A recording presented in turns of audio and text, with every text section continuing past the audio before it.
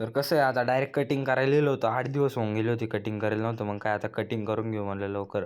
मग काय कटिंग करून घरी आलो होतो. घरून लवकर निघलो परत. जेवण केलं आणि परत जेवण करून निघलो होतो. म्हणलं आता लवकर जावं गावात. 11:30 वाजले होते बरं का रात्रीचे. आता लवकर निघायचं होतं. पण काही निघालो गावात जायला.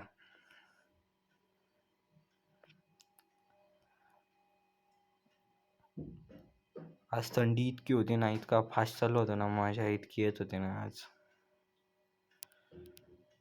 मग काय गावात आलो, थोड्या वेळ गाडी लावली, उभा राहिलो.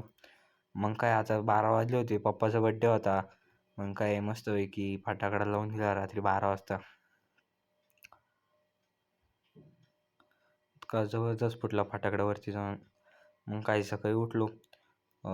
गावाला औषध मारायला जायचं होतं. मग काय औषध मारायला आलो. गायकवाड मामा येईल होते औषध मारायला. औषध काढून दिलं त्यांना. काही त्यांना म्हटलं की औषध मारून लवकर.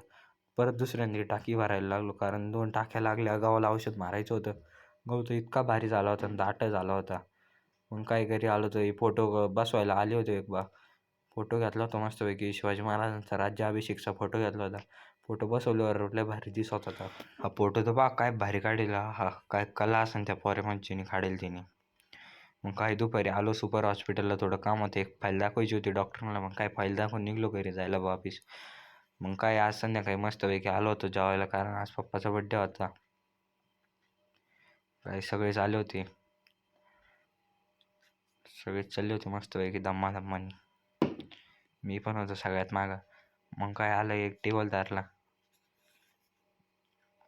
आता घ्यावं म्हणलं मस्तपैकी बसून आपण पण. आपल्याला आता सगळे बसल्यावर आपण शेवटला बसू, कारण जिथं जागावर आणि तिथं बसून घेऊ मस्तपैकी आता. पण अजून काय कोणी बसायला तयार नव्हतं. मग काय जेवण झालं, एक मस्तनी पेलो मस्तपैकी. मग काय थोडी इतकी थंडी वाजत होती. मग थोडं शेकून घेतलं बिल येऊस तर.